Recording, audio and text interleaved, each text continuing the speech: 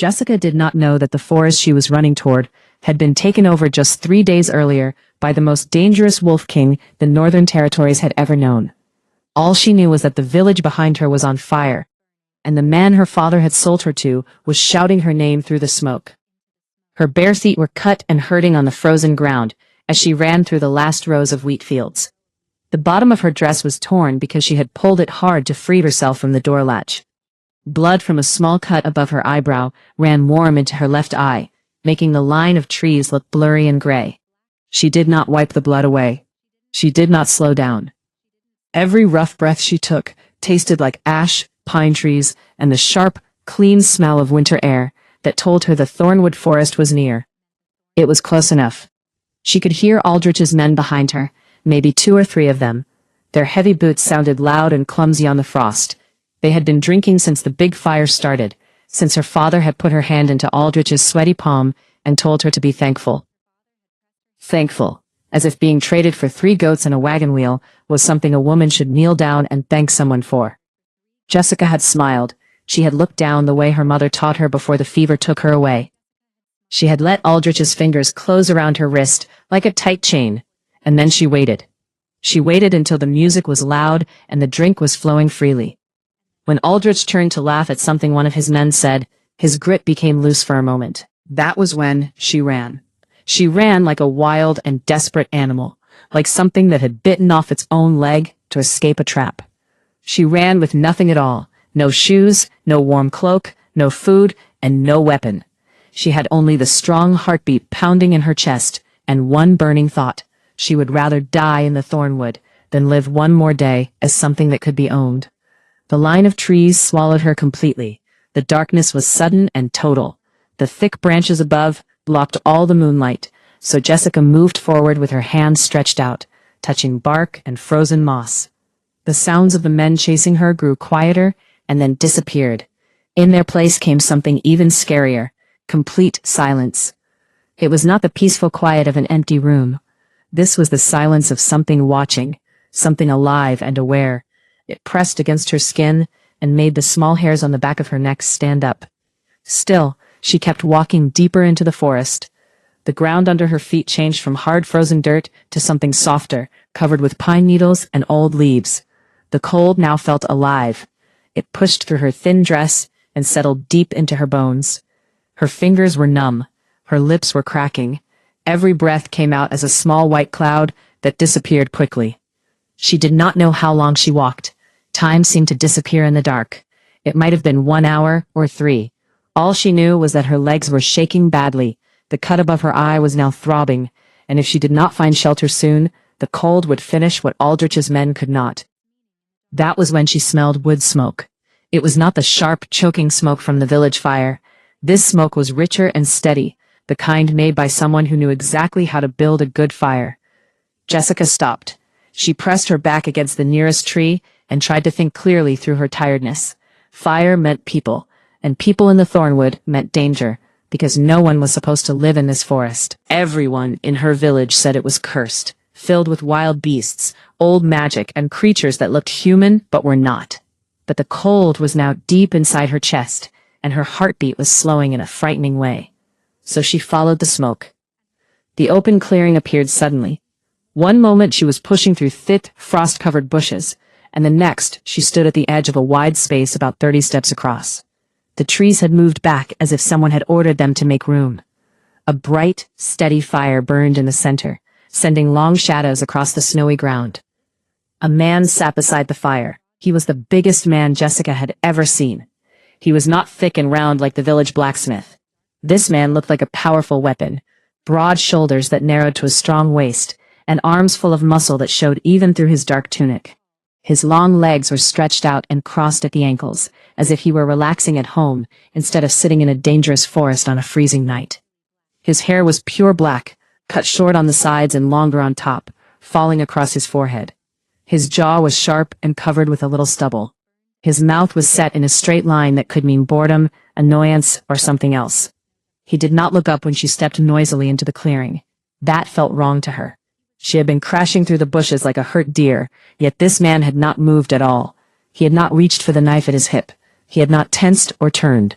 It seemed as if he had been waiting for her. The thought hit her hard. She took one step back, but her legs gave way. Her knee buckled, and she fell forward, catching herself with her hands on the cold ground. A small sound, half gasp, half sob, came from her throat.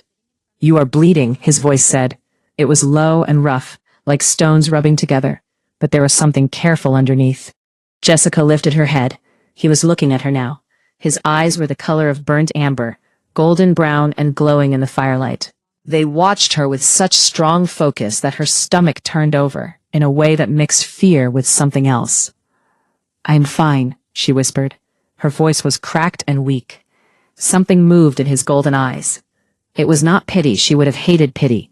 It looked more like understanding, as if he had seen people bleed and lie about it before, as if he had once been that person himself. He did not walk toward her. Instead, he reached for a thick fur cloak from his pack and tossed it gently across the space between them. It landed near her knees, heavy and warm from the fire. "Put that on before you freeze," he said quietly. Then he added, "After that, you can tell me who you are running from." Jessica's cold fingers closed around the soft fur. The warmth almost made her want to cry. She pulled the cloak around her shaking shoulders. "What makes you think I am running from someone?" she asked. Even now, half frozen, bleeding, and tired, she could not hide the brave defiance in her voice. His mouth moved in what was almost a smile. "You are barefoot in a cursed forest in the middle of winter. You are bleeding from a wound someone else gave you, and you jumped when I spoke." His steady gaze held hers. "You are running." She said nothing. He leaned forward and placed another log on the fire. Bright sparks flew up into the dark sky like tiny escaping stars. "My name is Max," he said, "and you are safe here. Whatever you are running from will not follow you into this forest. Nothing does." "Why not?" she asked. That almost smile appeared again. "Because this forest is mine." Jessica's heart beat faster. She looked at him more carefully this time. She noticed how the firelight moved around him differently, as if the flames knew him. She saw how the shadows at the edge of the clearing seemed to lean toward him. She noticed the leather cord around his neck, with a black stone claw pendant resting at his throat. And his eyes? Those were not fully human eyes. The gold in them was too bright, too deep. When the firelight hit them just right, they shone like a predator's eyes. "You are a wolf," she whispered. Max held her gaze. He did not deny it. He did not explain. He simply waited with those impossible eyes to see what she would do with the truth. If you're enjoying this story, kindly do us a favor and subscribe to our channel. It is free and won't cost anything, but it means the world to us. We're just a small channel trying to grow. Thank you, and back to the video. Jessica should have been terrified. Every story from her village said the Wolf King and his kind were savage, greedy, and dangerous. They took what they wanted and destroyed anything they could not keep. But Jessica had just run away from a human man who had bought her like an animal. She found it hard to feel afraid of someone who had given her a warm cloak and a fire without asking for anything back. "Are you going to hurt me?" she asked. A quick, strong feeling passed across his face, like lightning behind clouds. "No," he said, and his voice sounded even rougher, as if the question had hurt him. "I am not going to hurt you." She believed him. She did not know why, because she did not know him. But something deep inside her chest recognized the honest truth in his voice, the same way a compass always points north. She pulled the fur tighter and moved closer to the fire. They sat quietly for a long time. Max did not push her to talk. He simply tended the fire. He took some dried meat and bread from his pack and placed it on a flat stone near her without saying anything. She ate with the hungry, messy need of someone who had not eaten properly in 2 days. He looked at the trees instead of watching her, giving her the respect of not staring while she was so desperate. That small kindness opened something inside her. "My father sold me," she said. The words came out heavy like stones. "To a man named Aldrich, a merchant. He paid 3 goats and a wagon wheel." She laughed, but it was a painful sound. 3 goats. That was what I was worth. Max's jaw tightened. She saw the muscle move under his stubble, and his loose hands slowly became tight fists. But his voice stayed calm. "Your father was wrong about your worth. My father was a coward who drank too much and thought his only daughter was easier to sell than to feed," she said, pulling her knees to her chest. "Aldrich was worse. He wanted something to own, something to use when he felt like it. and lock away when he did not. "Did he touch you?" Max asked. His voice was very quiet, the kind of quiet that comes right before a sharp blade falls. "He tried tonight. That is why I ran." She touched the cut above her eye. "He grabbed me. I hit him with a candlestick. Then I ran." The silence after her words felt thick and heavy. When Jessica looked at Max, the gold in his eyes burned brighter than the fire. His whole body had become perfectly still, not calm, but the stillness of a predator ready to move. "Aldrich," he repeated. The name sounded small and breakable in his mouth. Max blinked. The fierce look softened, but it still took effort to control. "I will not do anything you do not want me to do." "I do not want anyone else to fight my battle," she said. "Then I will not," he answered. "But if he follows you here, the forest will take care of what you do not want me to handle." She studied him in the firelight, this wolf king with his powerful eyes, controlled anger, and gentle care. "Why are you out here alone in the middle of the night?" she asked. Something in his face softened a little, showing a touch of sadness. "Because sometimes even kings need to be away from their court." "That is not a full answer," she said.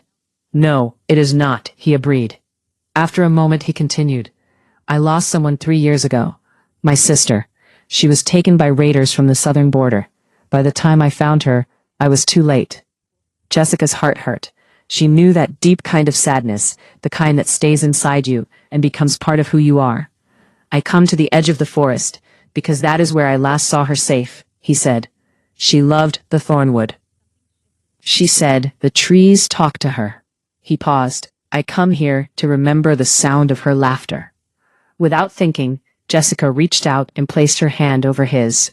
His skin was very warm, as if the fire lived inside him. At the touch, she felt a deep, gentle hum, like a string being played on an invisible instrument. Max became completely still. His eyes looked down at their hands, and his pupils grew large for a moment. When he looked up, his face showed raw feeling that made her breath catch. "You feel that?" he said. It was not really a question. "Yes," she answered. She did not pull her hand away. "What is it?" "Something I need to explain to you, but not tonight," he said. His fingers opened gently under hers, an invitation, not a grab. "Tonight you need to sleep. You are safe. I will keep the fire going." "I do not even know you," she whispered. "No," he said softly, "but you will." The confident way he spoke should have scared her. Instead, it felt like warmth spreading through her chest, like the first full breath after almost drowning. She curled up beside the fire with his cloak around her, and the steady sound of his breathing as her only comfort in the darkness. She slept. For the first time in many months, she slept without bad dreams. Morning came cold and gray. Jessica woke to the sound of voices. She sat up quickly, her heart beating fast, and saw Max standing at the edge of the clearing with 2 other tall, strong men. They moved with the same graceful power as Max. They were wolves too. She could tell by the sharp intelligence in their eyes. Max turned when he heard her. For a moment his face showed warm, unguarded care, before he made it calm again. "Jessica, these are my trusted helpers, Doran and Vasek." The taller one with dark skin and short hair bowed his head politely. "My lady." The red-haired one looked at her with open curiosity. "They brought news," Max said. His voice was now harder. "A group of men from a village to the south crossed into the forest an hour ago. 3 of them, carrying weapons." Jessica's stomach dropped. "Aldrich." Max's jaw became tight. "They were warned. The border signs are clear. Anyone who enters claimed land without permission loses their safety." He looked at her, and beneath his strong expression she saw the question, "What do you want me to do?" She stood up. Her legs were stiff and her feet hurt, but she stood tall. "I want to face him." Pride showed briefly in Max's golden eyes. He nodded once and turned to Doran. "Bring them to the eastern clearing. Keep them unharmed, for now." They found Aldrich and his 2 men on their knees in another clearing, their wrists tied with strong rope. Aldrich looked smaller than Jessica remembered. His face was red and swollen from drinking, and from the bruise where her candlestick had hit him. When he saw her, his face changed from shock to anger, to a sick look of ownership. "There she is," he spat. "My wife. Come to collect your property, wolf." Max stayed still and silent. He stood just behind Jessica and a little to her left, close enough that she could feel his comforting warmth. He waited. Jessica stepped forward on her bare, hurt feet, wearing the borrowed cloak, the cut above her eye clear for all to see. "I am not your wife," she said. Her voice did not shake. "I was never your wife. You bought me from a drunk man who had no right to sell me. You tried to take what I never gave. I hit you, I ran, and I am never coming back." Aldrich's face twisted with rage. "You ungrateful little—" "Choose your next words very carefully." Max's voice cut through the air like a sharp knife. He still had not moved, but the power in his tone was complete and impossible to ignore. Doran and Vasek stood like stone guards beside the prisoners. Aldrich finally looked at Max and saw real fear for the first time. The fear of knowing you are small and weak next to something that could destroy you easily. "She belongs to me," Aldrich tried again, but his voice had lost its strength.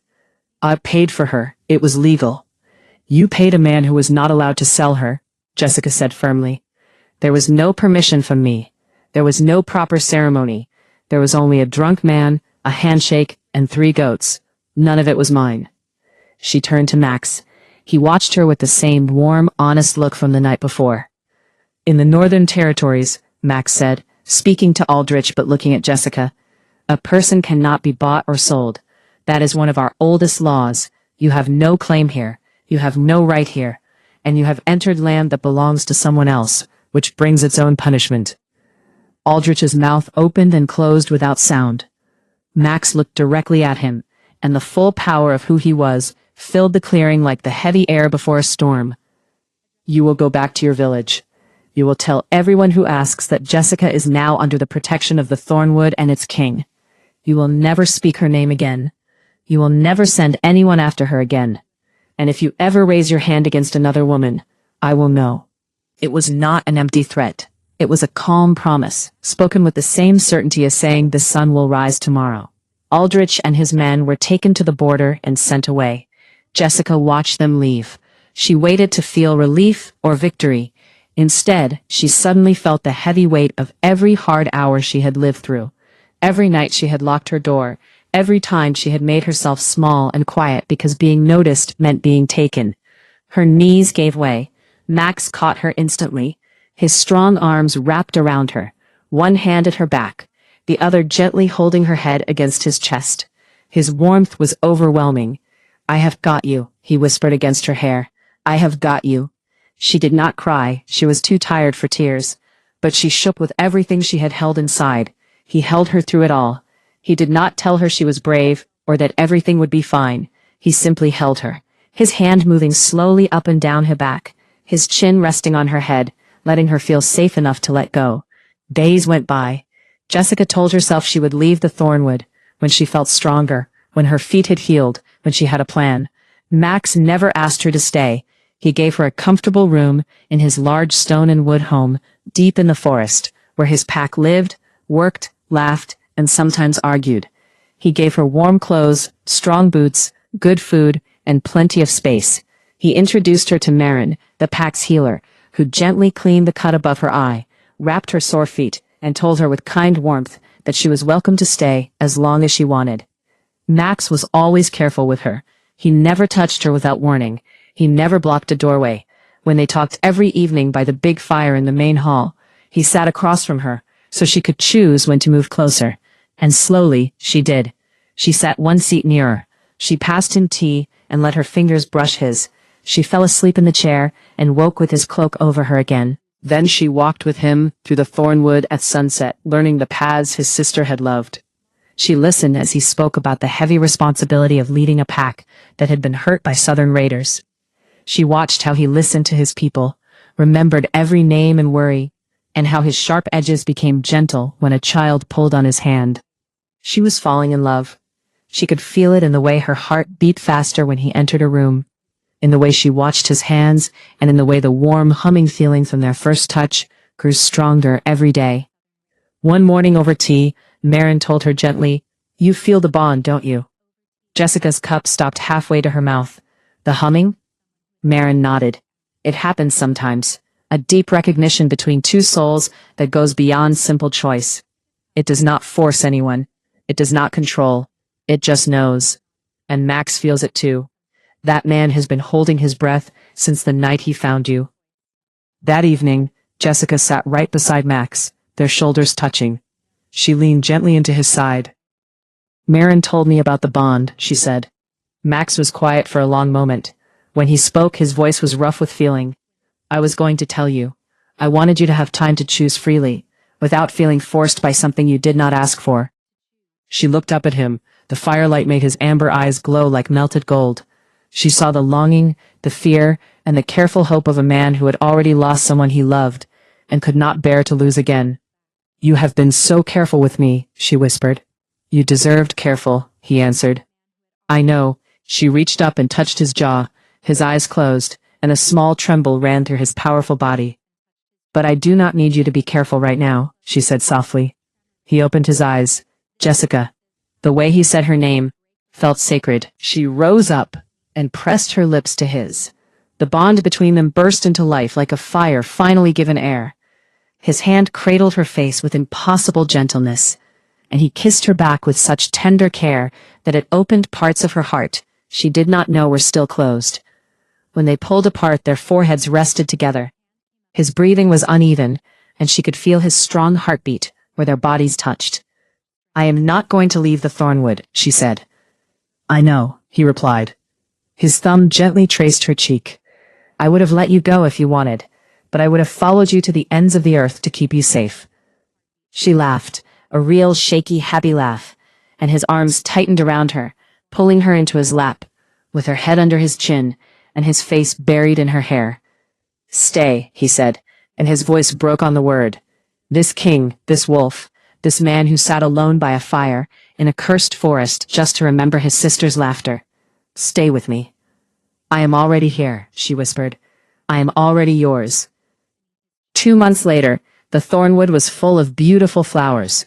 The southern border was stronger. A peace agreement had been made with neighboring lands.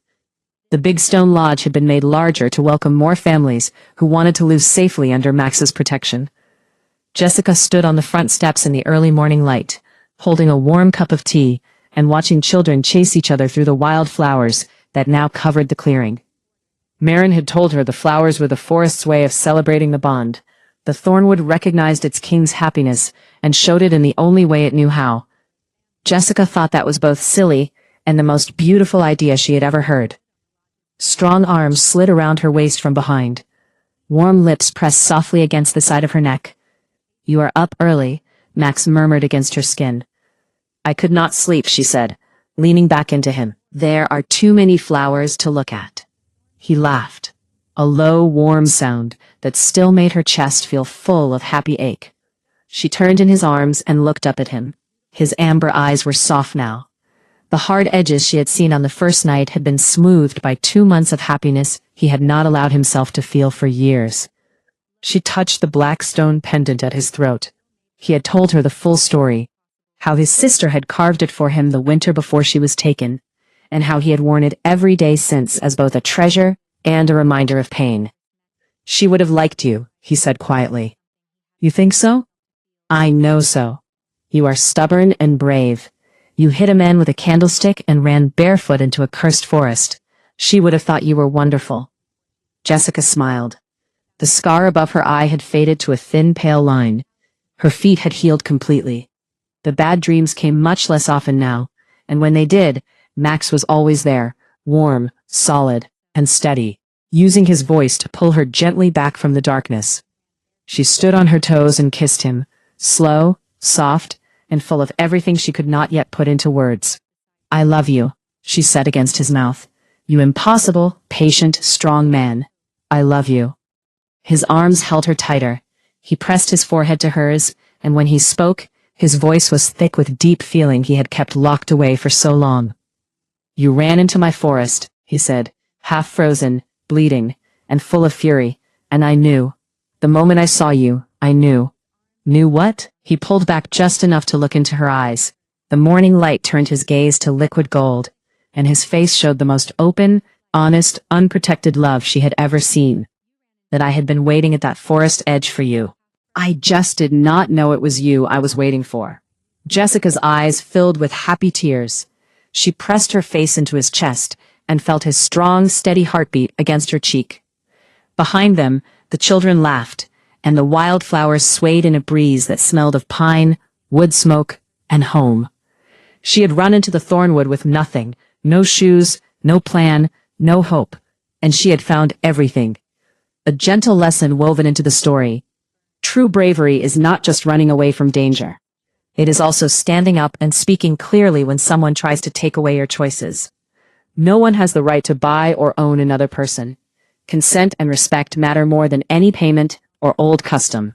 When people choose kindness and protection instead of control and force, everyone becomes safer and happier.